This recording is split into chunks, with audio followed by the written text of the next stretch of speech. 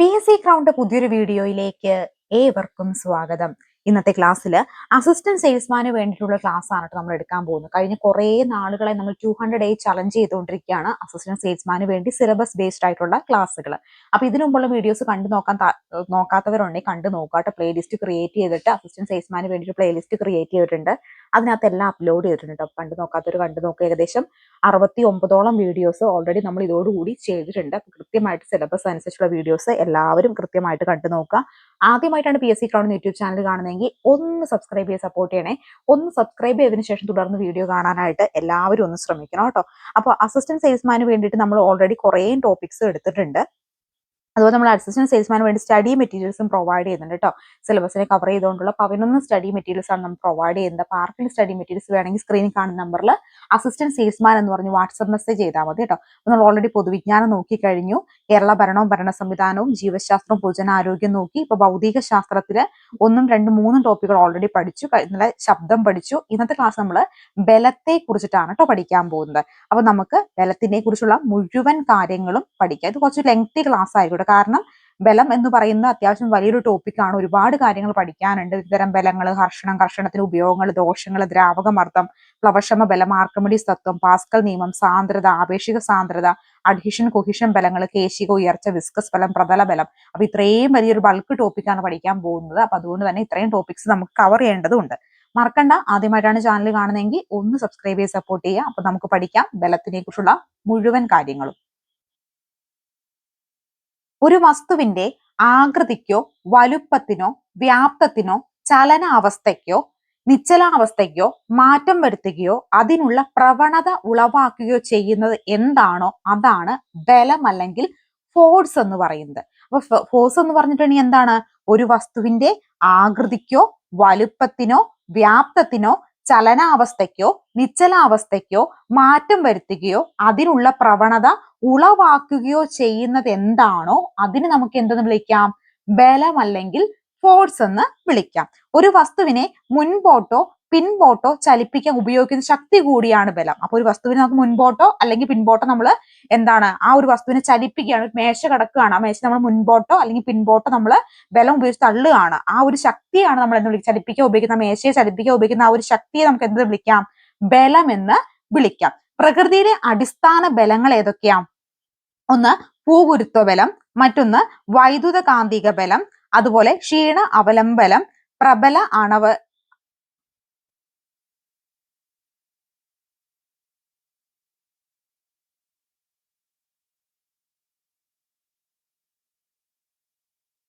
അപ്പോ പ്രകൃതിയിലെ അടിസ്ഥാന ബലങ്ങൾ ഏതൊക്കെയാ? ഒന്ന് ഭൂഗുരുത്വം, മറ്റൊന്ന് വൈദ്യുത കാന്തിക ബലം, മറ്റൊന്ന് ക്ഷീണ ആണവ ബലം, പ്രബല ആണവ ബലം. അങ്ങനെ 4 തരത്തിലുള്ള പ്രകൃതിയിലെ അടിസ്ഥാന ബലങ്ങളാണ് ഉള്ളത്. ഭൂഗുരുത്വ ബലം, വൈദ്യുത കാന്തിക ബലം, ക്ഷീണ ആണവ ബലം, പ്രബല ആണവ ബലം. അങ്ങനെ 4 രീതിയിലുള്ള ബലങ്ങളാണ് പ്രകൃതിയിൽ പ്രധാനമായിട്ടും ഉള്ളതെന്ന് ഓർക്കുക. ഇനി പ്രകൃതിയിലെ ഏറ്റവും ശക്തമായിട്ടുള്ള ബലം ഏതാ? ന്യൂക്ലിയർ ബലമാണ് പ്രകൃതിയിലെ ഏറ്റവും ശക്തമായിട്ടുള്ള ബലം എന്ന് പറയുന്നത്. പ്രകൃതിയിലെ ഏറ്റവും ദുർബലമായിട്ടുള്ള ബലോ? അത് ഭൂഗുരുത്വാകർഷണ ബലമാണ് കേട്ടോ. ഭൂഗുരുത്വാകർഷണ ബലമാണ് ഭൂമിയിലെ ഏറ്റവും ദുർബലമായിട്ടുള്ള ബലം. ഏറ്റവും ശക്തമായിട്ടുള്ള ബലം ഏതാണ്? ന്യൂക്ലിയർ ബലമാണ്. പിണ്ഡമുള്ള 2 വസ്തുക്കൾ തമ്മിലുള്ള പരസ്പര ആകർഷണ ബലമാണ് ഏത്? ഗുരുത്വാകർഷണ ബലം. എന്താണ്? പിണ്ഡമുള്ള 2 വസ്തുക്കൾ തമ്മിലുള്ള പരസ്പര ആകർഷണ ബലത്തെയാണ് ഗുരുത്വാകർഷണ ബലം എന്ന് വിളിക്കുന്നത്. ഗ്രഹങ്ങളെയും ഉപഗ്രഹങ്ങളെയെല്ലാം അവയുടെ പരിക്രമണ പാതയിൽ പിടിച്ചു നിർത്താൻ ആധാരമായ ബലം. അപ്പോ ഗ്രഹങ്ങളെയും ഉപഗ്രഹങ്ങളെയൊക്കെ എന്താണ്? അവരുടെ പരിക്രമണ പാതയിൽ പിടിച്ചു നിർത്തുന്ന എന്ത് ബലം? ഭൂമി സാങ്കല്പികമായിട്ടുള്ള അച്ചുതണ്ടി കറങ്ങുന്നത് നമ്മൾ പഠിച്ചിട്ടില്ലേ? അപ്പൊ ഒരു സാങ്കല്പികമായ അച്ചുതണ്ടി കറങ്ങുമ്പോൾ അതിന്റെ പരിക്രമണ പാതയെ പിടിച്ചു നിർത്തുന്ന ആധാരമായിട്ടുള്ള ബലം ഏതാ? അത് ഗുരുത്വാകർഷണ ബലമാണ്. പ്രകൃതിയിലെ ഏറ്റവും ദുർബലമായിട്ടുള്ള ബലവും കൂടിയാണ്. അതുപോലെ എന്താണ്? ഗുരുത്വ തരംഗങ്ങളെ അസ്തിത്വത്തെ കുറിച്ച് ആദ്യമായി പ്രവചിച്ച ശാസ്ത്രജ്ഞൻ ആരാണ്? ആൽബർട്ട് ഐൻസ്റ്റീൻ ആണ്. ഗുരുത്വ തരംഗങ്ങളെ അസ്തിത്വത്തെ കുറിച്ച് ആദ്യമായി പ്രവചിച്ച ശാസ്ത്രജ്ഞൻ ആരാണ്? ആൽബർട്ട് ഐൻസ്റ്റീൻ ആണ്. ഒരു വസ്തുവിന്മേൽ ഭൂഗുരുത്വാകർഷണ ബലം ഏറ്റവും കൂടുതൽ അനുഭവപ്പെടുന്നത് ഭൂമിയുടെ ഉപരിതലത്തിൽ സ്ഥിതി ചെയ്യുമ്പോഴാണ്. അപ്പൊ ഒരു വസ്തുവില് ഭൂഗുരുത്വാകർഷണ ബലം ഏറ്റവും അനുഭവപ്പെടുന്നത് എവിടെയാ? ഭൂമിയുടെ ഉപരിതലത്തിൽ സ്ഥിതി ചെയ്യുമ്പോഴായിരിക്കും. ഭൂകേന്ദ്രത്തിൽ വസ്തുവിന്മേലുള്ള പരിണിത ഗുരുത്വാകർഷണ ബലത്തെ നമുക്ക് എന്തെന്ന് വിളിക്കാം? പൂജ്യം എന്ന് വിളിക്കാം. അപ്പൊ ഭൂകേന്ദ്രത്തിൽ വസ്തുവിന് മേൽ പരിണത ഗുരുത്വാകർഷണ ബലമാണ് ഏത്? പൂജ്യം എന്ന് പറയുന്നത്. പ്രകൃതിയിലെ അടിസ്ഥാന ബലങ്ങളെ ശക്തിയുടെ അടിസ്ഥാനത്തിൽ തരംതിരിക്കുകയാണെങ്കിൽ നമുക്ക് നോക്കിയാലോ. ഏറ്റവും കുറഞ്ഞ ബലം ഏതായിരുന്നു നമ്മൾ പറഞ്ഞിരുന്നല്ലേ? ആദ്യം ഭൂഗുരുത്വ ബലമാണ് ഏറ്റവും കുറഞ്ഞത്. അത് കഴിഞ്ഞ പിന്നെ ക്ഷീണ അവലംബ ബലം ഏറ്റവും, അത് ഭൂഗുരുത്തിനേക്കാളും വലിയത്, പിന്നെ വൈദ്യുത കാന്തിക ബലം, പ്രബല ആണവ ബലം. അപ്പൊ ഏറ്റവും വലുത് എന്താണ് പ്രബല ആണവ ബലമാണ്. അത് കഴിഞ്ഞ് വൈദ്യുത കാന്തിക ബലം, ദെൻ ക്ഷീണ ആണവ ബലം, ലാസ്റ്റ് വൺ ഭൂഗുരുത്വ ബലം. അപ്പൊ ഏറ്റവും ശക്തി കുറഞ്ഞ ബലമാണ് ഏത്? ഭൂഗുരുത്വ ബലം എന്ന് കൂടി ഓർക്കുക കേട്ടോ. അപ്പൊ പ്രകൃതിയിലെ ഏറ്റവും ശക്തമായ ബലം ന്യൂക്ലിയർ ബലമാണ്. പ്രകൃതിയിലെ ഏറ്റവും ദുർബലമായ ബലം ഭൂഗുരുത്വാകർഷണ ബലമാണ്. പിണ്ഡമുള്ള രണ്ട് വസ്തുക്കൾ തമ്മിലുള്ള പരസ്പര ആകർഷണ ബലമാണ് എന്ത്? ഗുരുത്വാകർഷണ ബലം എന്ന് പറയുന്നത്. ഗ്രഹങ്ങളെയും ഉപഗ്രഹങ്ങളെയും എല്ലാം അവയുടെ പരിക്രമണ പാതയിൽ പിടിച്ചു നിർത്താൻ ആധാരമായ ബലം ഗുരുത്വാകർഷണ ബലമാണ്. ഗുരുത്വ തരംഗങ്ങളെ അസ്തിത്വത്തെക്കുറിച്ച് ആദ്യമേ പ്രവചിച്ച ശാസ്ത്രജ്ഞൻ ആൽബർട്ട് ഐൻസ്റ്റീൻ ആണ്. വസ്തുവിന്മേൽ ഭൂഗുരുത്വാകർഷണ ബലവും ഏറ്റവും കൂടുതൽ അനുഭവപ്പെടുന്ന ഭൂമിയുടെ ഉപരിതലത്തിൽ സ്ഥിതി ചെയ്യുമ്പോഴാണ്.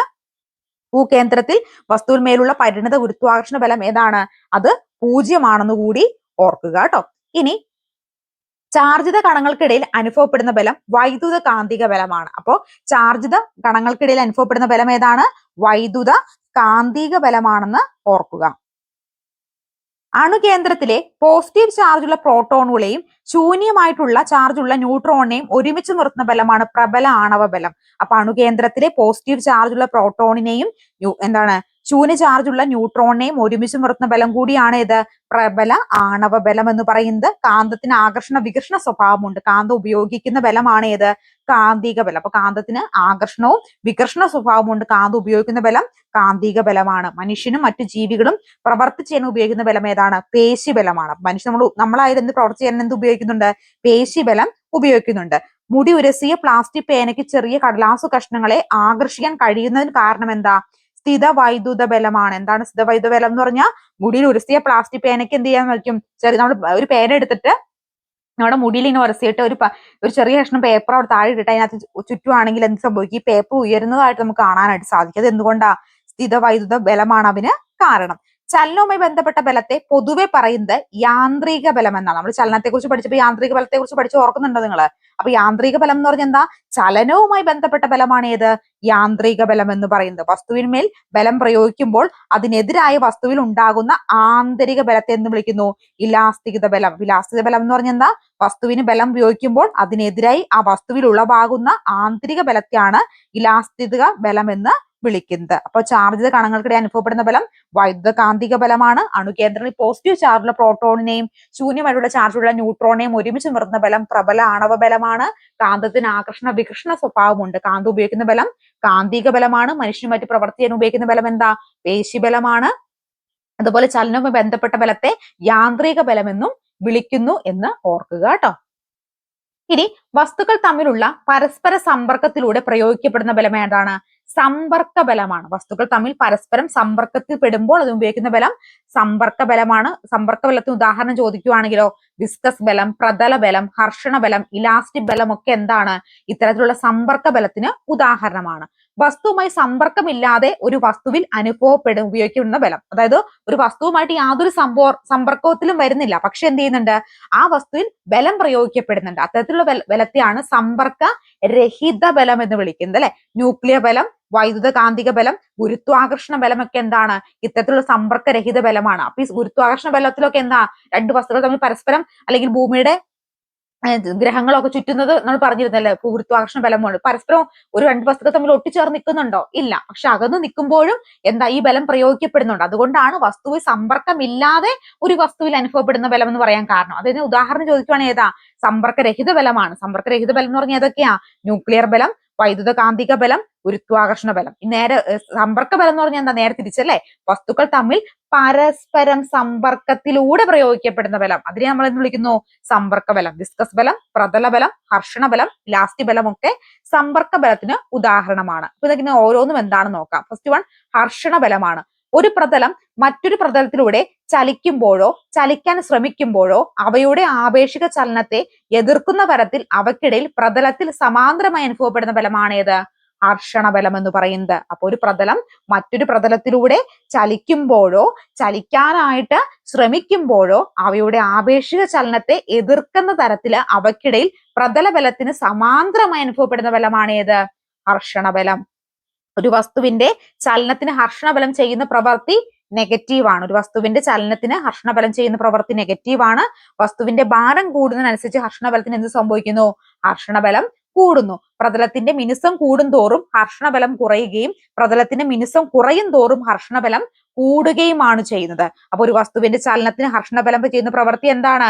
നെഗറ്റീവ് ആണ്. വസ്തുവിന്റെ ഭാരം കൂടുന്നതിനനുസരിച്ച് ഹർഷണബലം കൂടുകയും പ്രതലത്തിന്റെ മിനുസം കൂടും തോറും ഹർഷണബലം കുറയുകയും പ്രതലത്തിന്റെ മിനുസം കുറയും തോറും ഹർഷണബലം കൂടുകയുമാണ് ചെയ്യുന്നത്. ഇനി ഉരുളൽ ഹർഷണവും നിരങ്ങൽ ഹർഷണവും എന്താണെന്ന് നോക്കാം.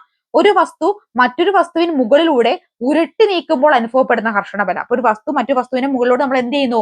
ഉരുട്ടി നീക്കുകയാണ്. ഇപ്പോ തറയിലൂടെ നമ്മൾ എന്ത് ചെയ്യുന്നു? ഒരു തടിക്കഷ്ണം ഉരുട്ടി നീക്കുവാണ്. ഒരു വസ്തുവിന്മേൽ മറ്റൊരു വസ്തു മുകളിലൂടെ ഉരുട്ടി നീക്കുമ്പോൾ അനുഭവപ്പെടുന്ന ഹർഷണ ബലമാണ് ഏത്? ഉരുളൽ ഹർഷണം എന്ന് പറയുന്നത്. ഇനി മറ്റു വസ്തു മുകളിലൂടെ നിരക്കി നീക്കുകയാണ്. നിരക്കിയാണ് ഒരു വസ്തു നീക്കിക്കൊണ്ട് പോകുന്നതെങ്കിൽ, ഫോർ എക്സാമ്പിൾ പറയുന്നത് ഇപ്പൊ നമ്മൾ ഒരു മേശ വലിച്ച ഒരു പ്രതലത്തിലൂടെ നീക്കുകയാണ്. അപ്പൊ എന്താ? അതൊരു നിരക്കൽ ബലമാണ് അല്ലെ? അപ്പൊ നിരക്കുമ്പോൾ അനുഭവപ്പെടുന്ന ഹർഷണ ബലം ഏതാ? നിരങ്ങൽ ഹർഷണം എന്നറിയപ്പെടുന്നു. ഈ ഹർഷണം കുറയ്ക്കാൻ വിവിധ മാർഗങ്ങൾ നമുക്കുണ്ട്. ഒന്ന്, ആ ഒരു പ്രതലം മിനുസപ്പെടുത്താം. മറ്റൊന്ന്, സ്നേഹകങ്ങൾ ഉപയോഗിക്കാം. അല്ലെങ്കിൽ എന്താണ്? ബോൾ വയറിങ്ങുകളും സാധാരണ രഹിതമാക്കലൊക്കെ ചെയ്തതിലൂടെ നമുക്ക് എന്ത് ചെയ്യാൻ പറ്റും? ഹർഷണം കുറയ്ക്കാനായിട്ടും സാധിക്കും. അപ്പൊ നമ്മൾ സ്നേഹകങ്ങൾ ഉപയോഗിക്കുന്നത്. എന്താണ് ഈ സ്നേഹകങ്ങൾ എന്ന് പറഞ്ഞിട്ടുണ്ടെങ്കിൽ, ഹർഷണം കുറയ്ക്കാൻ വേണ്ടി ഉപയോഗിക്കുന്ന വസ്തുക്കളെയാണ് സ്നേഹകങ്ങൾ എന്ന് വിളിക്കുന്നത്. വെളിച്ചെണ്ണയും ഗ്രീസും ഒക്കെ ഇത്തരത്തിലുള്ള ഹർഷണം കുറയ്ക്കാൻ വേണ്ടിയിട്ടാണ് ഈ വെളിച്ചെണ്ണയും ഗ്രീസും ഒക്കെ ഒന്ന് ആ ഒരു പ്രതലം ഒന്ന് സ്മൂത്ത് ആയി കിട്ടാൻ, രണ്ട് വസ്തുക്കൾ ഉരസുമ്പോൾ ആ ഒരു പ്രതലം എന്താ ഒന്ന് സ്മൂത്തായി കിട്ടാൻ വേണ്ടിയിട്ടാണ് നമ്മൾ എന്ത് ചെയ്യുന്നത്? ഇത്തരം സ്നേഹങ്ങൾ ഉപയോഗിക്കുക. കണ്ടോ, ഈ ഒരു വസ്തു എന്താണ് ഇവിടെ ഈ ഒരു പോയിന്റിൽ എന്ത് ചെയ്യുന്നുണ്ട്? കൃത്യമായിട്ട് ഇങ്ങനെ ഉരയ്ക്കുന്നുണ്ടല്ലേ. അപ്പൊ ഇതിന്റെ മുകളിൽ സ്നേഹവും ഒഴിക്കുകയാണെങ്കിൽ, ഇവിടെ നമ്മൾ സ്നേഹവും ഒഴിച്ചു കൊടുക്കുവാണെങ്കിൽ അത് വെളിച്ചെണ്ണയാവാം, ഗ്രീസ് ആകാം. അപ്പൊ എന്താ? അതിന്റെ ആ രണ്ടിന്റെയും തമ്മിലുള്ള ഉരച്ചതിലുള്ള ഹർഷണം കുറയ്ക്കാനായിട്ട് സാധിക്കും. ഹർഷണം കുറയ്ക്കാൻ യന്ത്രങ്ങളുടെ ഖരരൂപത്തിൽ ഉപയോഗിക്കുന്ന ഒരു സ്നേഹം ചോദിക്കുകയാണെങ്കിൽ ഗ്രാഫൈറ്റ് ആണ് കേട്ടോ. ഇത് എപ്പോഴും പലതവണ പ്രീവിയസ് ഇയർ ചോദിക്കാറുണ്ട്. ഹർഷണം കുറയ്ക്കാൻ യന്ത്രങ്ങളുടെ ഖരരൂപത്തിൽ ഉപയോഗിക്കുന്ന സ്നേഹകം ഏതാണത്? ഗ്രാഫൈറ്റ് ആണെന്ന് കൂടി ഓർത്തിരിക്കുക കേട്ടോ. ഇനി പ്രഷർ കുക്കറിൽ ജലം തിളയ്ക്കുന്ന ഊഷ്മാവ് എത്രയാ? 120 ഡിഗ്രി ആണ് കേട്ടോ. 120 ഡിഗ്രി സെൽഷ്യസ് ആണ് പ്രഷർ കുക്കറിൽ ജലം തിളയ്ക്കുന്ന ഊഷ്മാവ്. ഇത് പലതവണ പ്രീവിയസ് ഇയർ റിപ്പീറ്റഡ് ചോദിച്ചിട്ടുണ്ട്. കുറഞ്ഞ സമയത്തിനുള്ളിൽ ഭക്ഷണം പാകം ചെയ്യാൻ പര്യാപ്തമായ തിളനിലയിലെത്താൻ കൂടുതൽ ചൂട് ആവശ്യമാണ്. ഗേ ലൂക്കാസിന്റെ വാതക നിയമം അനുസരിച്ച് മർദ്ദം താപനിലയ്ക്ക് നേർ അനുപാതത്തിലാണ്. അതിനാൽ താപനില വർധനവ് പാചക സമയം കുറയുന്നതിന് കാരണമാകുന്നു. ഉയരം കൂടുന്നതിനനുസരിച്ച് മർദ്ദത്തിന് എന്ത് മാറ്റം സംഭവിക്കുന്നു? മർദ്ദം കുറയുന്നു. ഉയരം കൂടുന്നതനുസരിച്ച് മർദ്ദത്തിന് എന്ത് സംഭവിക്കുന്നു? മർദ്ദം കുറയുന്നു. ഒരു ജലാശയത്തിന്റെ ആഴം കൂടുന്നതിനനുസരിച്ച് മർദ്ദം എന്ത് ചെയ്യുന്നു? മർദ്ദം കൂടുന്നു. അപ്പൊ ഉയരം കൂടുമ്പോൾ മർദ്ദം കുറയുകയും ഉയരം കുറയുന്നതിനനുസരിച്ച് അല്ലെങ്കിൽ ജലാശയത്തിൽ ആഴം കൂടുന്നതിനനുസരിച്ച് മർദ്ദം കൂടുകയും ചെയ്യുന്നു. പ്രതല വിസ്തീർണം കൂടുമ്പോൾ മർദ്ദത്തിന് എന്ത് സംഭവിക്കുന്നു? മർദ്ദം കുറയുന്നു. പ്രതല വിസ്തീർണം കുറയുമ്പോൾ മർദ്ദത്തിന് എന്ത് സംഭവിക്കുന്നു? മർദ്ദം കൂടുന്നു. ചലിക്കുന്ന വായുവിന്റെ മർദ്ദം എന്താണ്? എപ്പോഴും കുറവായിരിക്കും. ചലിക്കുന്ന വായുവിന്റെ മർദ്ദം കുറവായിരിക്കും എന്ന് കൂടി ഓർക്കുക. അപ്പൊ ഉയരം കൂടുന്നതിനനുസരിച്ച് മർദ്ദം കുറയുന്നു. ജലാശയത്തിൽ ആഴം കൂടുന്നതനുസരിച്ച് മർദ്ദം കൂടുന്നു. പ്രതല വിസ്തീർണം കൂടുമ്പോൾ മർദ്ദം കുറയുന്നു. പ്രതല വിസ്തീർണം കുറയുമ്പോൾ മർദ്ദം കൂടുന്നു. ചലിക്കുന്ന വായുവിന്റെ മർദ്ദം എപ്പോഴും എങ്ങനെയായിരിക്കും? കുറവായിരിക്കും എന്ന് കൂടി ഓർക്കുക. അന്തരീക്ഷ വായുവിലെ സാന്ദ്രത കൂടുതൽ എപ്പോഴാ? ഭൂമിയുടെ പ്രതലത്തിനടുത്താണ് കേട്ടോ. അന്തരീക്ഷ വായുവിലെ സാന്ദ്രത എപ്പോഴാ കൂടുതൽ? ഭൂമിയുടെ പ്രതലത്തിന് അടുത്തായിരിക്കും. അന്തരീക്ഷ മർദ്ദത്തിന്റെ അസ്തിത്വം തെളിയിച്ച ശാസ്ത്രജ്ഞനാണ് ആര്? ഓട്ടോ വാൻ ഗെറിക് ആണ് അന്തരീക്ഷ മർദ്ദത്തിന്റെ അസ്തിത്വം തെളിയിച്ച ശാസ്ത്രജ്ഞൻ. അന്തരീക്ഷ മർദ്ദം ആദ്യമായി അളന്ന ശാസ്ത്രജ്ഞൻ ടോറിസെല്ലി ആണ് കേട്ടോ. അന്തരീക്ഷ മർദ്ദം ആദ്യമായിട്ട് അളന്നത് ആരാ? ടോറിസെല്ലി ആണ്. അന്തരീക്ഷ മർദ്ദം അളക്കാൻ ഉപയോഗിക്കുന്ന ഉപകരണം ബാരോമീറ്റർ ആണ്. ബാരോമീറ്റർ ഉപയോഗിക്കുന്ന ദ്രാവകം മെർക്കുറി ആണെന്ന് കൂടി ഓർക്കുക. അപ്പൊ അന്തരീക്ഷ വായുവിന്റെ സാന്ദ്രത കൂടുതൽ ഭൂമിയുടെ പ്രതലത്തിനടുത്താണ്. അന്തരീക്ഷ മർദ്ദത്തിന്റെ അസ്തിത്വം തെളിയിച്ച ശാസ്ത്രജ്ഞൻ ഓട്ടോ വാൻ ഗെറിക് ആണ്. അന്തരീക്ഷ മർദ്ദം ആദ്യമായി അളന്ന ശാസ്ത്രജ്ഞൻ ടോറിസെല്ലി ആണ്. അന്തരീക്ഷ മർദ്ദം അളക്കാൻ ഉപയോഗിക്കുന്ന ഉപകരണം ഏതാ? ബാരോമീറ്റർ ആണ്. ബാരോമീറ്റർ ഉപയോഗിക്കുന്ന ദ്രാവകം ചോദിക്കുവാണെങ്കിൽ മെർക്കുറി ആണെന്ന് കൂടി ഓർക്കുക. ഇനി ഒരു വസ്തു ഭാഗികമായോ പൂർണ്ണമായോ ഒരു ദ്രാവകത്തിൽ മുങ്ങിയിരിക്കുമ്പോൾ ദ്രവം വസ്തുവിലേക്ക് പ്രയോഗിക്കുന്ന ബലമാണ് ഏത്? പ്ലവക്ഷമ ബലം. പ്ലവക്ഷമ ബലം എന്ന് പറഞ്ഞാൽ എന്താണ്? ഒരു വസ്തു ഭാഗികമായിട്ടോ അല്ലെങ്കിൽ പൂർണ്ണമായിട്ടോ ഒരു ദ്രാവകത്തിൽ, ആ ദ്രാവകം എന്തുമാകാം, ഇപ്പൊ വെള്ളമാവാം, എന്തെങ്കിലും ആയിക്കോട്ടെ, ആ ഒരു ദ്രാവകത്തിൽ മുങ്ങിയിരിക്കുമ്പോൾ ദ്രവം ആ വസ്തുവിലേക്ക് പ്രയോഗിക്കപ്പെടുന്ന വസ്തു. അപ്പൊ നമ്മൾ ക്ലാസ്സിൽ എന്തെങ്കിലും ഒരു വസ്തു മുക്കി വെക്കുവാണ്. ആ വസ്തു ഭാഗികമായിട്ടോ അല്ലെങ്കിൽ പൂർണ്ണമായിട്ടോ ആയിരിക്കും ചിലപ്പോൾ ആ ജലത്തിൽ മുങ്ങിയിരിക്കുക. ഇനി ഭാഗികമായാലും പൂർണ്ണമായാലും ഈ ഒരു ജലം ആ വസ്തുവിൽ പ്രയോഗിക്കപ്പെടുന്ന ബലത്തെയാണ് എന്ത് വിളിക്കുന്നത്?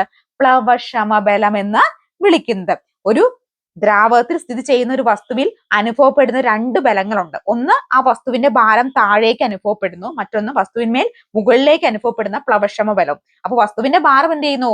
ജലത്തിലേക്ക് താഴത്തേക്കാണ് അനുഭവപ്പെടുന്നതെങ്കിൽ വസ്തുവിന്മേലുള്ള മുകളിലേക്ക് അനുഭവപ്പെടുന്ന ബലത്തെ പ്ലവക്ഷമ ബലം എന്നും വിളിക്കുന്നു. ഒരു വസ്തുവിന് ജലത്തിൽ അനുഭവപ്പെടുന്ന ഭാരക്കുറവ് വസ്തുവിന്റെ പ്ലവക്ഷമ ബലമാണ്. അപ്പൊ ഒരു വസ്തുവിന് ജലത്തിൽ എന്താണ് നമുക്ക് ഭാരക്കുറവ് അനുഭവപ്പെടില്ലേ? നമുക്ക് വലിയൊരു എന്താ പറയാ ഒരു തടിയൊക്കെ വെള്ളത്തിലിട്ടിട്ട് വലിക്കുക, കയറി കെട്ടി വലിക്കുവാണെങ്കിൽ ഈസി ആയിട്ട് നമുക്ക് പോരും. കാരണം എന്താ, അല്ലാതെ ഒരു തടി കയറി കെട്ടി വലിച്ചിട്ടുണ്ടെങ്കിൽ നമുക്ക് പോരുമോ? ഇല്ല. പക്ഷെ ആ ഒരു തടി തന്നെ വെള്ളത്തിലിട്ട് നമ്മളെ കൊണ്ട് വലിക്കാൻ ഒരുപക്ഷെ സാധിക്കും. കാരണം എന്തുകൊണ്ടാ? അതുപോലെ തന്നെ നമ്മള് ഈ വെള്ളം, നിങ്ങൾ കിണറിൽ നിന്ന് വെള്ളം കോരിയിട്ടുണ്ടോ? വെള്ളം കോരിയിട്ടുണ്ടെങ്കിൽ ഈ കപ്പിങ് ആ ഒരു തൊട്ട് താഴത്തേക്ക് വേണമെങ്കിൽ വെള്ളത്തിന്റെ അടിയിലേക്ക്, കിണറിന്റെ വെള്ളത്തിന്റെ അടിയിലേക്ക് പോകുമ്പോൾ നിങ്ങൾ കപ്പി വലിക്കുവാണെങ്കിൽ ആ വെള്ളത്തിന് അടിയിൽ നിൽക്കുന്ന ആ ഒരു പാത്രത്തിന് മുകളിലേക്ക് വരുന്തോറും എന്താ നമുക്ക് ബലം ഉണ്ടാവുന്നില്ല, ഒട്ടും വെയിറ്റില്ലാത്തുള്ളൂ. പക്ഷെ ജലത്തിന്റെ മുകളിലെത്തുമ്പോൾ നമുക്ക് ഒട്ടും വലിക്കാൻ പറ്റാത്തതായിട്ട് തോന്നും. കാരണം എന്താ? ഈ പ്ലവക്ഷമ ബലമാണ് അതിന് കാരണം. എന്താ? ഒരു വസ്തുവിൽ ജലത്തിൽ അനുഭവപ്പെടുന്ന ഭാരക്കുറവ് വസ്തുവിന്റെ എന്ത് ബലമാ? പ്ലവക്ഷമ ബലമാണെന്ന് ഓർക്കുക കേട്ടോ. വസ്തുവിലേക്ക് ഒരു വസ്തുവിൽ അനുഭവപ്പെടുന്ന പ്ലവക്ഷമ ബലത്തെ സ്വാധീനിക്കുന്ന ഘടകങ്ങൾ ദ്രാവകത്തിന്റെ സാന്ദ്രതയും വസ്തുവിന്റെ വ്യാപ്തവുമാണ്. കല്ല് ജലത്തിനുള്ളിൽ ഭാരക്കുറവ് അനുഭവപ്പെടാൻ കാരണം പ്ലവക്ഷമ ബലമാണ്. അപ്പൊ കല്ലിന് ജലത്തിൽ ഭാരക്കുറവ്, എന്ത് വസ്തുവാണെങ്കിലും അതിന് ഭാരക്കുറവ് അനുഭവപ്പെടാൻ കാരണം എന്താ? ഈ പ്ലവക്ഷമ ബലമാണ്. അതുപോലെ എന്താ, കപ്പൽ കടലിൽ ജലത്തിൽ പൊങ്ങിക്കിടക്കാൻ കാരണം ഈ പ്ലവക്ഷമ ബലമാണ്. കടജലത്തിൽ ശുദ്ധജലത്തേക്കാൾ എളുപ്പത്തിൽ നീന്താൻ കഴിയുന്നതിന് കാരണം കടജലത്തിൽ ശുദ്ധജലത്തേക്കാൾ സാന്ദ്രത കൂടുതലായതിനാലാണ്.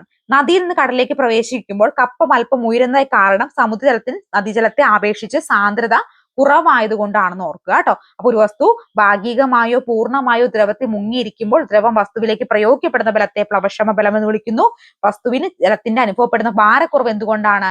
ഈ പ്ലവക്ഷമ ബലമാണെന്ന് ഓർക്കുക കേട്ടോ. ഇനി പ്ലവന തത്വം എന്താണെന്ന് നോക്കാം. ഒരു വസ്തു ദ്രവ്യത്തിൽ പൊങ്ങിക്കിടക്കുമ്പോൾ വസ്തുവിന്റെ ഭാരവും അത് ആദേശം ചെയ്യുന്ന ദ്രവ്യത്തിന്റെ ഭാരവും തുല്യമായിരിക്കും. അപ്പൊ ഒരു വസ്തു ദ്രവ്യത്തിൽ പൊങ്ങിയിരിക്കുമ്പോൾ വസ്തുവിന്റെ ഭാരവും അത് ആദേശം ചെയ്യുന്ന ദ്രവ്യത്തിന്റെ ഭാരവും എപ്പോഴും എങ്ങനെയായിരിക്കും? തുല്യമായിരിക്കും. ലാക്ടോമീറ്റർ, ഹൈഡ്രോമീറ്റർ എന്നിവ പ്ലവന തത്വത്തെ അടിസ്ഥാനമാക്കി പ്രവർത്തിക്കുന്ന ഉപകരണങ്ങൾ. അപ്പൊ ലാക്ടോമീറ്ററും ഹൈഡ്രോമീറ്ററും പ്ലവന തത്വത്തെ അടിസ്ഥാനമാക്കി പ്ലവന തത്വത്തെ അടിസ്ഥാനമാക്കി പ്രയോഗിക്കുന്ന രണ്ട് ഉപകരണങ്ങളാണെന്ന് കൂടി ഓർക്കുക. ഒരു വസ്തു പൂർണ്ണമായോ ഭാഗികമായോ ഒരു ദ്രവത്തിൽ മുങ്ങിയിരിക്കുമ്പോൾ അതിൽ അനുഭവപ്പെടുന്ന പ്ലവക്ഷമ ബലം ആ വസ്തു ആദേശം ചെയ്യുന്ന ദ്രവ്യത്തിന്റെ ഭാരത്തിന് തുല്യമായിരിക്കുമെന്ന് പ്രസ്താവിച്ച തത്വമാണ് ഏത്? ആർക്കമിഡീസ് തത്വം എന്ന് പറഞ്ഞത്. നമ്മൾ യുറേക്ക എന്ന് വിളിച്ച തത്വമില്ലേ, അതെന്താ? ഈ ആർക്കമിഡീസ് തത്വമാണ്. ഒരു വസ്തു പൂർണ്ണമായോ ഭാഗികമായോ ഒരു ദ്രവ്യത്തിൽ മുങ്ങിയിരിക്കുമ്പോൾ അതിൽ അനുഭവപ്പെടുന്ന പ്ലവക്ഷമ ബലം ആ വസ്തു ആദേശം ചെയ്യുന്ന ദ്രവ്യത്തിന്റെ ഭാരത്തിന് തുല്യമായിരിക്കും എന്ന് പ്രസ്താവിക്കുന്ന തത്വമാണ് ഏത്? ആർക്കമിഡീസ് തത്വം എന്ന് ഓർക്കുക കേട്ടോ. വളരെ ഇമ്പോർട്ടന്റ് ആണ്. യുറേക്ക എന്ന് വിളിച്ചുകൊണ്ട് നഗ്നനായ തെരുവിലൂടെ ഓടി ശാസ്ത്രജ്ഞനാണ് ആര്? ആർക്കമിഡീസ് എന്ന് പറയുന്നത്. അന്തർവാഹിനികളുടെയും കപ്പലുകളുടെയും നിർമ്മാണവുമായി ബന്ധപ്പെട്ട തത്വം ആർക്കമിഡീസ് തത്വമാണ് കേട്ടോ. അപ്പൊ അന്തർവാഹിനികളുടെയും കപ്പലുകളുടെയും നിർമ്മാണവുമായി ബന്ധപ്പെട്ട തത്വം ഏതാണ്? അത് ആർക്കമിഡീസ് തത്വമാണെന്ന് ഓർക്കുക. ഇനി അടുത്തത് പാസ്കൽ നിയമമാണ്. നിശ്ചലാവസ്ഥയിലുള്ള ദ്രവ്യത്തിന്റെ ഏതെങ്കിലും ഒരു ഭാഗത്ത് പ്രയോഗിക്കുന്ന മർദ്ദം അതിന്റെ എല്ലാ ഭാഗത്തും ഒരേ അളവിൽ അനുഭവപ്പെടുന്ന തത്വമാണ് ഏത്? പാസ്കൽ നിയമം. നിശ്ചലാവസ്ഥയിലുള്ള ദ്രവ്യത്തിന്റെ ഏതെങ്കിലും ഒരു ഭാഗത്ത് പ്രയോഗിക്കുന്ന മർദ്ദം അതിന്റെ എല്ലാ ഭാഗത്തും ഒരുപോലെ അനുഭവപ്പെടും പറയുന്ന തത്വം ഏതാണ്? അത് പാസ്കൽ നിയമമാണ്. മർദ്ദം പ്രയോഗിച്ച് വാതകങ്ങളുടെ വ്യാപ്തം കുറയ്ക്കാൻ സാധിക്കില്ല. എന്താണ് പാസ്കൽ നിയമത്തിന്റെ അടിസ്ഥാനം? മർദ്ദം ഉപയോഗിച്ച് കഴിഞ്ഞാൽ ദ്രവ്യത്തിന്റെ വ്യാപ്തം കുറയ്ക്കാൻ സാധിക്കുമോ? സാധിക്കില്ല. എന്താണ് ഈ പാസ്കൽ നിയമത്തിന് അടിസ്ഥാനമായി പറയുന്നത്? പാസ്കലിന്റെ നിയമം അനുസരിച്ച് മർദ്ദം ഈക്വൽ ടു പ്രതല ബലം ഡിവൈഡഡ് ബൈ വിസ്തീർണം. മർദ്ദത്തിന്റെ ഇക്വേഷൻ എന്താ? പ്രതലം ഡിവൈഡഡ് ബൈ വിസ്തീർണമാണെന്ന് ഓർക്കുക. പാസ്കൽ നിയമം പ്രയോജനപ്പെടുന്ന സന്ദർഭങ്ങൾ ഏതാ? Hydraulic press, hydraulic jack, hydraulic brake, hydraulic lift എന്നിവയിലൊക്കെ, അതുപോലെ ഫ്ലഷ് ടാങ്ക്, മണ്ണുമാന്ത്രി യന്ത്രത്തിലൊക്കെ ഈ പാസ്കൽ നിയമമാണ് ഉപയോഗിക്കുന്നത്. ഇമ്പോർട്ടന്റ് ആണ്, ഒന്ന് ഓർത്തിരിക്കണേ. പാസ്കൽ നിയമം ഉപയോഗിക്കുന്ന സന്ദർഭങ്ങൾ ഒരുപാട് തവണ PSC റിപ്പീറ്റ് ചോദിച്ചിട്ടുണ്ട്. Hydraulic press, hydraulic jack, hydraulic break, അതുപോലെ ഹൈഡ്രോളിക് ലിഫ്റ്റ് ഒക്കെ നമുക്ക് ഉപയോഗിക്കാം. ഈ പാസ്കൽ നിയമം വച്ചിട്ട് ഉപയോഗിക്കുന്നവയാണ് കേട്ടോ. ഫ്ലഷ് ടാങ്ക്, അതുപോലെ മണ്ണുമാന്ത്രി എന്തൊക്കെ ഈ പാസ്കൽ നിയമം വെച്ചിട്ടാണ് പ്രയോജനപ്പെടുത്തുന്നത്. അപ്പൊ എന്താണ് പാസ്കൽ നിയമം? ജലാവസ്ഥയിലുള്ള ദ്രവ്യത്തിന്റെ ഏതെങ്കിലും ഒരു ഭാഗത്ത് പ്രയോഗിക്കപ്പെടുന്ന മർദ്ദം അതിന്റെ എല്ലാ ഭാഗത്തും എങ്ങനെയാ? ഒരുപോലെ അനുഭവപ്പെടുന്ന തത്വമാണ് പാസ്കൽ നിയമം എന്ന് ഓർക്കുക. ഇനി എന്താണ് കൊഹിഷൻ ബലം എന്ന് നോക്കാം. ദ്രാവക ഉപരിതലത്തിലെ തന്മാത്രകൾ പ്രതല ബലത്തിന് കാരണമായ ബലമാണ് ഏത്? കൊഹിഷൻ ബലം എന്ന് പറഞ്ഞത്. അപ്പൊ ദ്രാവക ഉപരിതലത്തിലെ തന്മാത്രകളുടെ പ്രതല ബലത്തിന് കാരണം എന്താ? കൊഹിഷൻ ബലമാണ്. ജലത്തുള്ളികളിലെ തന്മാത്രകൾ തമ്മിലുള്ള ചേർത്ത് നിർത്തൽ. അപ്പൊ ഈ ജലം എങ്ങനെയാ, തന്മാത്രകൾ അടുത്തടുത്തടുത്തടുത്തായിട്ടായിരിക്കും സ്ഥിതി ചെയ്യുന്നത്. അപ്പൊ ഇത്തരത്തിൽ എന്താണ്, ജലത്തുള്ളികൾ തന്മാത്രകൾ തമ്മിൽ ആ ചേർത്ത് നിർത്തുന്ന ആ ഒരു ബലമാണ് ഇത് കൊഹിഷൻ ബലം എന്ന് പറയുന്നത്. ദ്രാവക ഉപരിതലത്തിൽ തന്മാത്രകൾ പ്രതല ബലത്തിന് കാരണം എന്താ, അത് ഈ കൊഹിഷൻ ബലമാണെന്ന് കൂടി ഓർക്കുക കേട്ടോ. ഇനി അഡ്ഹീഷൻ ബലം എന്താ, നമുക്ക് കൊഹിഷൻ ബലം എന്താണെന്ന് പഠിച്ചല്ലേ. എന്താ, ജലത്തുള്ളിയിലെ തന്മാത്ര തമ്മിൽ ചേർത്ത് നിർത്തപ്പെടുന്ന കൊഹിഷൻ ബലമാണ്. ദ്രാവക ഉപരിതലത്തിൽ തന്മാത്രയുടെ പ്രതല ബലത്തിന് കാരണം എന്താ, കൊഹിഷൻ ബലമാണ്. ഇനി അടുത്താണ് അഡ്ഹീഷൻ ബലം എന്ന് പറയുന്നത്. എന്താ, വ്യത്യസ്ത ഇനം തന്മാത്രകൾ തമ്മിലുള്ള ആകർഷണ ഇനം. അപ്പൊ നമ്മൾ നോക്കിക്കേ, കൊഹിഷൻ ബലം എന്ന് പറഞ്ഞാൽ ഒരേ ഇനം തന്മാത്രകളാ, ഒരേ രീതിയിലുള്ള തന്മാത്രകളാണ് കൊഹിഷൻ ബലത്തിൽ വരുന്നത്. കാരണം ജലതന്മാത്രകൾ എന്ന് പറയുമ്പോൾ എന്താ, ഒരു ജലതന്മാത്ര അടുത്ത എല്ലാ തന്മാത്രകളും എന്താ, ഒരേ രീതിയിലുള്ളവയാ. അപ്പൊ ഒരുമിച്ച് നിൽക്കും അല്ലെ.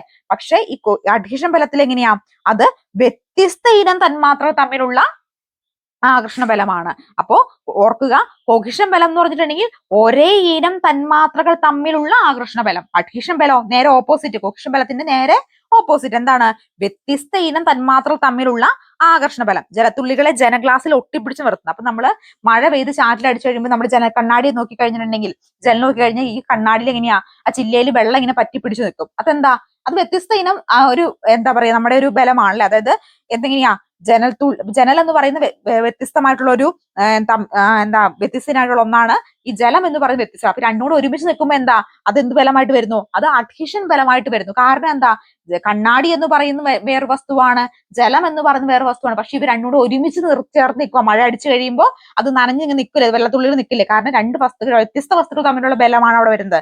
അത്തരത്തിലുള്ള ബലത്തെയാണ് അഡ്ഹീഷൻ ബലം എന്ന് വിളിക്കുന്നത്. ചോക്ക് ഉപയോഗിച്ച് ബ്ലാക്ക് ബോർഡിൽ വരച്ചാൽ ചോക്ക് കണങ്ങൾ ബ്ലാക്ക് ബോർഡ് പറ്റിപ്പിടിച്ചിരിക്കും. ചോക്ക് എന്നതും ബ്ലാക്ക് ബോർഡ് എന്ന് പറയുന്ന രണ്ട് വസ്തുക്കളാ. പക്ഷെ അവിടെ എന്താ, അവിടെ ഒരു അഡ്ഹീഷൻ ബലം വരുന്നുണ്ട്. ചോക്ക് പൊടി അതിനകത്ത് പറ്റിപ്പിടിച്ച് നിൽക്കും. അതുപോലെ ഈർക്കിളി ജലത്തിൽ മുക്കിയിട്ട് നമ്മൾ പൊക്കി കഴിഞ്ഞിട്ടുണ്ടെങ്കിൽ ജലത്തുള്ളിയില് എന്താ, ഈ ഈർക്കിളി ജലത്തുള്ളി കാണും. ഈർക്കിളി എന്നതും ജലത്തുള്ളി എന്ന് പറയുന്ന രണ്ട് വ്യത്യസ്തമായിട്ടുള്ള പദാർത്ഥങ്ങളാണ്, ഒരുമിച്ച് നിൽക്കും. എന്തുകൊണ്ട്, ഈ അഡ്ഹീഷൻ ബലം കാരണമുണ്ട്. കറൻസി നോട്ടുകൾ എണ്ണുമ്പോൾ കൈവിരലുകൾ ഇടയ്ക്കിടയ്ക്ക് നനയ്ക്കുന്നതിന് കാരണം, വിയർക്കുമ്പോൾ വസ്ത്രങ്ങൾ തമ്മിൽ നമ്മുടെ ശരീരത്തിൽ ഒട്ടിച്ചേർത്ത് കിടക്കുന്നതിനൊക്കെ കാരണം എന്താ, ഈ അഡ്ഹീഷൻ ബലമാണെന്ന് ഓർക്കുക. ഇനി എന്താണ് വിസ്കസ് ബലം? ചലിച്ചുകൊണ്ടിരിക്കുന്ന ദ്രാവക പടലങ്ങൾക്കിടയിൽ അവയുടെ ആപേക്ഷിക ചലനം തടസ്സപ്പെടുന്ന വിധത്തിൽ പടലങ്ങൾക്ക് സമാന്തരമായി പ്രവർത്തിക്കുന്ന ആകർഷണ ബലമാണ് ഏത്, വിസ്കസ് ബലം എന്ന് പറയുന്നത്. അപ്പൊ ചലിച്ചുകൊണ്ടിരിക്കുന്ന ദ്രാവക പടലങ്ങൾക്കിടയിൽ അവയുടെ ആപേക്ഷിക ബലത്തെ തടസ്സപ്പെടുന്ന വിധത്തിൽ പടലങ്ങൾക്ക് സമാന്തരമായി പ്രവർത്തിക്കുന്ന ഘർഷണ ബലമാണ് ഏത്, വിസ്കസ് ബലം. വെള്ളത്തിനേക്കാൾ വിസ്കോസിറ്റി കൂടിയ ദ്രാവകങ്ങൾ ഏതൊക്കെയാ? ഇത് പലതവണ പ്രീവിയസ് ഇയർ ചോദിച്ചിട്ടുണ്ട്. എണ്ണ, തേൻ, ഗ്ലിസറിൻ, ആവണക്കെണ്ണയൊക്കെയാണ് വെള്ളത്തേക്കാൾ വിസ്കോസിറ്റി കൂടിയ ദ്രാവകങ്ങൾ എന്ന് ഓർക്കുക കേട്ടോ. താപനില വർദ്ധിക്കുമ്പോൾ ദ്രാവകങ്ങളുടെ വിസ്കോസിറ്റിയിൽ എന്ത് മാറ്റം സംഭവിക്കുന്നു, വിസ്കോസിറ്റി കുറയുന്നു എന്നുകൂടി ഓർത്തിരിക്കുക. അപ്പൊ നമ്മൾ പറഞ്ഞിരുന്നു, എന്താണ് കൊഹിഷൻ ബലം, ഒരേ ഇന തന്മാത്ര തമ്മിലുള്ള ആകർഷണ ബലം. എന്താണ് അഡ്ഹീഷൻ ബലം, വ്യത്യസ്ത ഇന തന്മാത്ര തമ്മിലുള്ള ആകർഷണ ബലം. എന്താണ് വിസ്കസ് ബലം, ചലിച്ചുകൊണ്ടിരിക്കുന്ന എന്താണ് ദ്രാവക ചലനങ്ങൾക്കിടയിൽ അവയുടെ ആപേക്ഷിക ചലനത്തെ തടസ്സപ്പെടുന്ന വിവിധ തരത്തിലുള്ള പടലങ്ങൾക്ക് സമാന്തരമായി പ്രവർത്തിക്കുന്ന ഘർഷണ ബലമാണ് വിസ്കസ് ബലം എന്ന് പറയുന്നത്. ഇനി ദ്രാവകങ്ങളുടെ ഉപരിതലത്തിൽ അനുഭവപ്പെടുന്ന ബലം ഏതാണ്, പ്രതല ബലമാണ്. ദ്രാവകങ്ങളുടെ ഉപരിതലത്തിൽ അനുഭവപ്പെടുന്ന ബലം പ്രതല ബലമാണ്. പ്രതല ബലത്തിന് അടിസ്ഥാനം എന്താ, ദ്രാവക തന്മാത്രകളുടെ കൊഹിഷൻ ആണ് പ്രതല ബലത്തിന് അടിസ്ഥാനം എന്ന് പറയുന്നത്.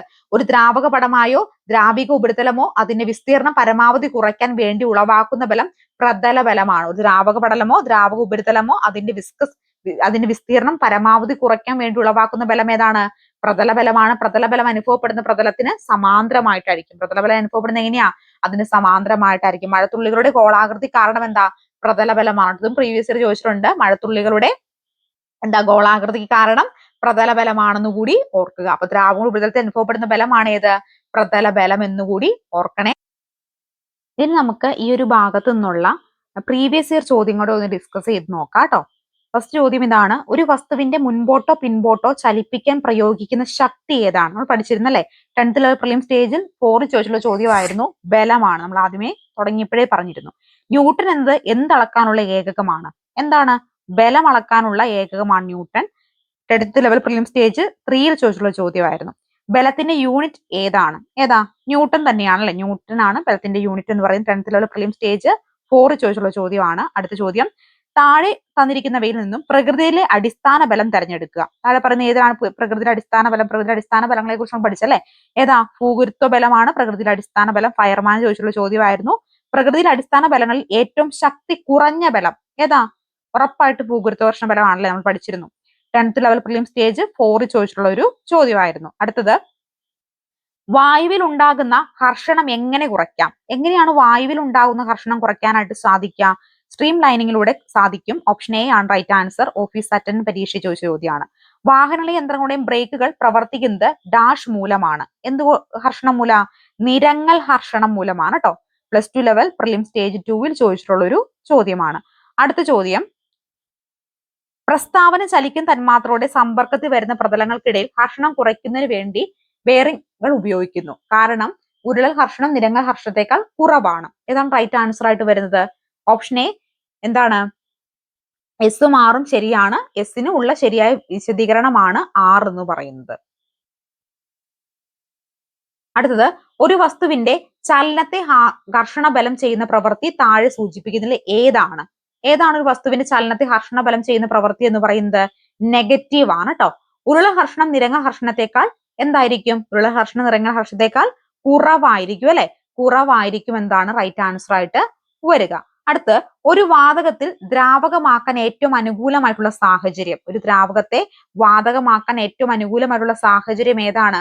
മർദ്ദം കൂട്ടുക, ഊഷ്മാവ് കുറയ്ക്കുക. മർദ്ദം കൂട്ടുക, ഊഷ്മാവ് കുറയ്ക്കുക. അടുത്ത ചോദ്യം, പ്രഷർ കുക്കറിൽ ആഹാര സാധനങ്ങൾ വേഗത്തിൽ പാചകം ചെയ്യാൻ കഴിയുന്നത് താഴെ പറയുന്നതിന്റെ കാരണം കൊണ്ടാണ്. ഏത് കാരണം കൊണ്ടാണ്? പ്രഷർ കുക്കറിൽ ഏറ്റവും പെട്ടെന്ന് തന്നെ ആഹാരം പാചകം ചെയ്യുക. പ്രഷർ കുക്കറിൽ ചെറുത്തുള്ള എത്രയാ? 120 ഡിഗ്രി സെൽഷ്യസ് ആണ് നമ്മൾ പഠിച്ചിരുന്നല്ലേ? അപ്പൊ എത്രയാണ് ഇതിനകത്ത് റൈറ്റ് ആൻസർ എന്ത് വരും? മർദ്ദം കൂടുമ്പോൾ ജലത്തിന്റെ തിളനില വർദ്ധിക്കുന്നത് കൊണ്ട് എന്താണ് റൈറ്റ് ആൻസർ ആയിട്ട് വരിക. അടുത്ത ചോദ്യം, ഉയർന്ന പ്രദേശങ്ങളിൽ ജീവിക്കുന്ന ആളുകൾക്ക് ആഹാരം പാകം ചെയ്യാൻ പ്രഷർ കുക്കർ അത്യാവശ്യമാണ്. ഇതിന് കാരണം ഉയർന്ന പ്രദേശങ്ങളിൽ ഡാഷ്. എന്താണ് റൈറ്റ് ആൻസർ ആയിട്ട് വരുന്നത്? മർദ്ദം കുറവാണ്. എന്താണ്? മുകളിലേക്ക് പോകുന്തോറും മർദ്ദം കുറയുന്നു, ജലത്തിനടിയിലേക്ക് പോകുന്തോറും മർദ്ദം കൂടുന്നു എന്ന് നമ്മൾ പഠിച്ചിരുന്നല്ലേ? അടുത്ത ചോദ്യം, വാതകത്തിലെ ദ്രാവകമാക്കാൻ ഏറ്റവും അനുകൂലമായിട്ടുള്ള സാഹചര്യം ഏതാണ്? ഏതാണ്? ഓപ്ഷൻ ബി മർദ്ദം കൂട്ടുക, ഊഷ്മാവ് കുറയ്ക്കുക എന്നതാണ്. അടുത്ത്, ദ്രാവകത്തിന്റെ ഒരു വസ്തുവിൽ ഭാരനഷ്ടവും അത് ആദേശ ദ്രവ്യത്തിന്റെ ഭാരവും തുല്യമാണ്. ഈ പ്രസ്താവനയുടെ തത്വം ഏതാണ്? ഏതാണ്? ഉറപ്പായിട്ട് നമ്മുടെ ആർക്കിമിഡീസ് തത്വമാണ് അല്ലെ? അന്തർവാഹിനി നിർമ്മാണത്തിനുമായി ബന്ധപ്പെട്ട് കിടക്കുന്ന എന്താ? നമ്മൾ പറഞ്ഞിരുന്നു ആർക്കിമിഡീസ് തത്വമാണ് അന്തർവാഹിനി നിർമ്മാണവുമായി ബന്ധപ്പെട്ട് കിടക്കുന്നത്. അടുത്ത ചോദ്യം, ഒരു കേന്ദ്രീകൃത ദ്രവത്തിൽ ഉപയോഗിക്കുന്ന മർദ്ദം എല്ലാ ദിശയിലേക്കും ഒരേ അളവിൽ വ്യാപിക്കും. ഈ പ്രസ്താവന ഏത് നിയമമാണ്? നമ്മൾ പറഞ്ഞിരുന്നു ഒരു വസ്തുവിൽ അനുഭവപ്പെടുന്ന അല്ലെങ്കിൽ ജലദ്രാവ്യത്തിൽ അനുഭവപ്പെടുന്ന മർദ്ദം എല്ലാ ദിശയിലേക്കും ഒരേ അളവിൽ വ്യാപിക്കുന്നു. ഏതാത്? പാസ്കൽ നിയമമാണ്. ഏതാണ്? പാസ്കൽ നിയമം. ഹൈഡ്രോളിക് ബ്രേക്കിന് ഉപയോഗിക്കുന്ന അടിസ്ഥാന നിയമം. ഏതാണ് ഹൈഡ്രോളിക് ബ്രേക്കിന് ഉപയോഗിക്കുന്നത്? നമ്മൾ പറഞ്ഞിരുന്നല്ലേ? ഏതാത്? പാസ്കൽ നിയമമാണ് ഹൈഡ്രോളിക് ബ്രേക്കിന് ഉപയോഗിക്കുന്നത്. ഹൈഡ്രോളിക് ലിഫ്റ്റ് പ്രവർത്തന തത്വം എന്താ? ഹൈഡ്രോളിക് ലിഫ്റ്റിന്റെ പ്രവർത്തന തത്വം എന്താ? നമ്മൾ പറഞ്ഞിരുന്നു. ഏതാ?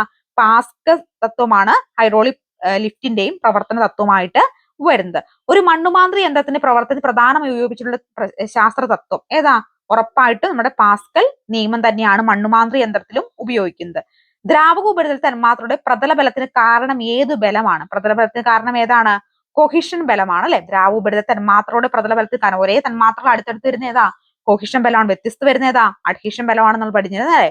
ഇനി മഴത്തുള്ളിയുടെ ഗോളാകൃതിക്ക് കാരണം എന്താ? പ്രതല ബലമാണ്. നമ്മൾ പറഞ്ഞിരുന്നു മഴത്തുള്ളിയുടെ ഗോളാകൃതിക്ക് കാരണം എന്താണ്? പ്രതല ബലമാണ്. ദ്രാവക തുള്ളി ഗോളാകൃതിയാകാൻ കാരണം അങ്ങനെ ചോദിച്ചാലും എന്ത് തന്നെയാണ്? പ്രതല ബലം തന്നെയാണ്. ഇനി കാപ്പിലറി കുഴലുകളിലൂടെ ദ്രാവകത്തിന്റെ കേശിക ഉയർച്ചയ്ക്ക് കാരണം എന്താണ്? എന്താണ് കേശിക ഉയർച്ചയ്ക്ക് കാരണം? പ്രതല ബലമാണ് കേശിക ഉയർച്ചയ്ക്ക് കാരണമായിട്ട് വരുന്നത്. അപ്പൊ നമ്മൾ ക്ലാസ്സിൽ ബലവുമായി ബന്ധപ്പെട്ടുള്ള മുഴുവൻ കാര്യങ്ങളും അതുകൂടാതെ ഇതിന് ചോദിച്ചിട്ടുള്ള മുഴുവൻ പ്രീവിയസ് ഇയർ ചോദ്യങ്ങളും നോക്കിപ്പോയിട്ടുണ്ട്. മറക്കണ്ട, ആദ്യമായിട്ടാണ് ചാനൽ കാണുന്നതെങ്കിൽ ഒന്ന് സബ്സ്ക്രൈബ് ചെയ്ത് സപ്പോർട്ട് ചെയ്യാൻ മറക്കല്ലേ. നിങ്ങൾക്ക് ക്ലാസ്സുകളൊക്കെ ഇഷ്ടപ്പെടുന്നു വിചാരിക്കുന്നു. ഇഷ്ടപ്പെടുന്നുണ്ടെങ്കിൽ കമന്റ് ചെയ്തുകൊണ്ട് നമ്മൾ സപ്പോർട്ട് ചെയ്യണം. നമ്മൾ അത്ര എഫേർട്ട് എടുത്തിട്ടാണ് ക്ലാസ്സുകളൊക്കെ ഇടുന്നത്. അപ്പൊ നിങ്ങൾ തീർച്ചയായിട്ടും ഒന്ന് സപ്പോർട്ട് ചെയ്യുക. ആദ്യമായിട്ട് ചാനൽ കാണുന്ന കൂട്ടുകാർ സബ്സ്ക്രൈബ് ചെയ്യുക. അതുപോലെ നമ്മുടെ അസിസ്റ്റന്റ് സെയിൽസ്മാന്റെ വാട്സ്ആപ്പ് ഗ്രൂപ്പിൽ ജോയിൻ ചെയ്യുക. ആർക്കെങ്കിലും മെറ്റീരിയൽസ് വേണമെങ്കിൽ സ്ക്രീനിൽ കാണുന്ന നമ്പറിൽ വാട്സ്ആപ്പ് മെസ്സേജ് ചെയ്താൽ മതി കേട്ടോ. അപ്പൊ നമുക്ക് മറ്റൊരു വീഡിയോയുമായി കാണാം. Thank you so much.